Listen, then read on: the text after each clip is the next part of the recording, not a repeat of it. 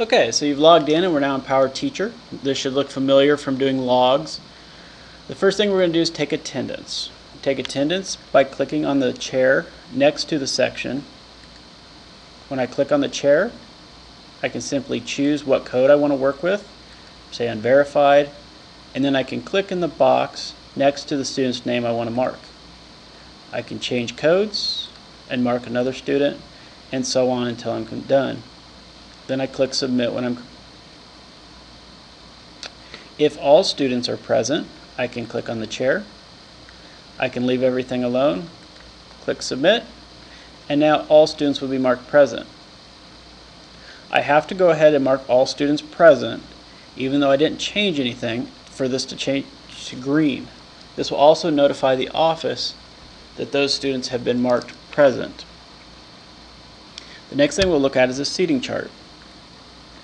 The seating chart is a customization for PowerSchool.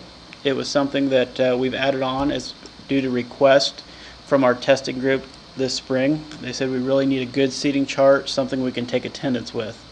So we went out, we found this, and we've modified it to work with our system.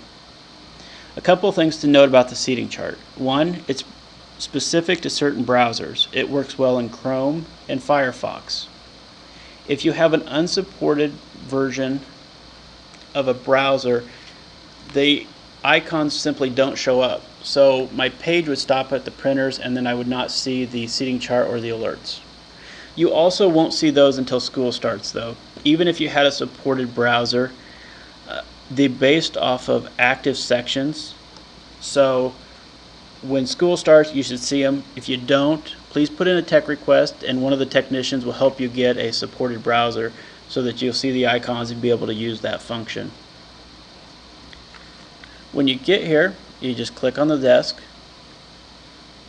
I'm actually going to jump back to one I haven't done so you can see what a blank one looks like here. Click on a desk next to a section and you'll get a blank canvas. The first thing you'll want to start is over here on the right, layout, and you basically click on add seat, move it, add seat, move it, and set up your room accordingly. Now you might have a table, so you might want to throw a table down. You might have some blocks or some shelves where you just block out and say this is shelving area, so as I'm moving my seats around and I'm getting creative, I don't want to use this area. Note I have 1, 2, 3, 4 students, so I need 4 seats. So I'm going to put my seats in here like this. Next, I'm going to go to seat assignment, and I can simply grab a student and drag them over to a seat. And I could do this manually to say I want these students here. I could change it up and say make it alphabetical. It's going to warn me to say this will change it, and say OK. Or I could say make it random. And say make it random again. And I could keep doing that until I got whatever combination I wanted. Once you have your seating chart signed up,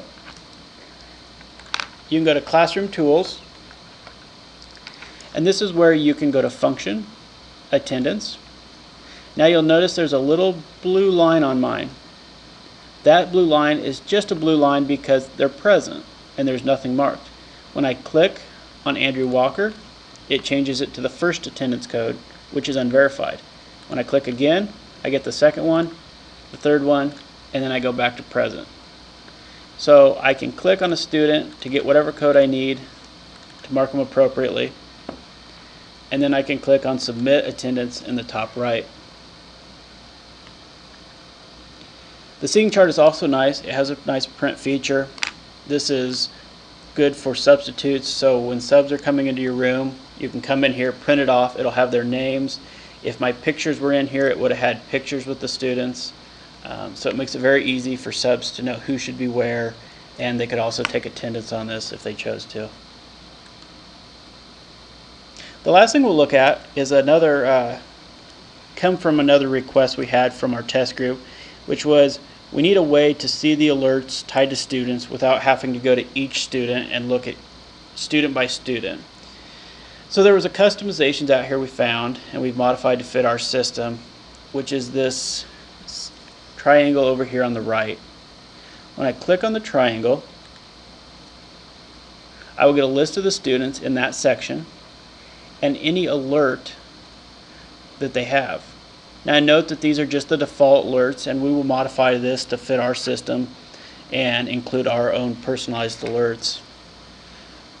I went in and set up some alerts for this one student. If there was alerts for other students, they would show as well. It could be in any order.